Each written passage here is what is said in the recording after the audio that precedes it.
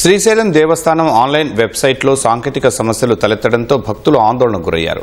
దేవస్థానం website ద్వారా దర్శనం టికెట్లను భక్తులు బుకింగ్ చేసుకున్నారు. ఇవాళ ఉదయం దేవస్థానానికి చెందిన వెబ్సైట్ పనిచేయకపోవడంతో బుకింగ్ చేసుకున్న భక్తులు ఆందోళన చెందారు.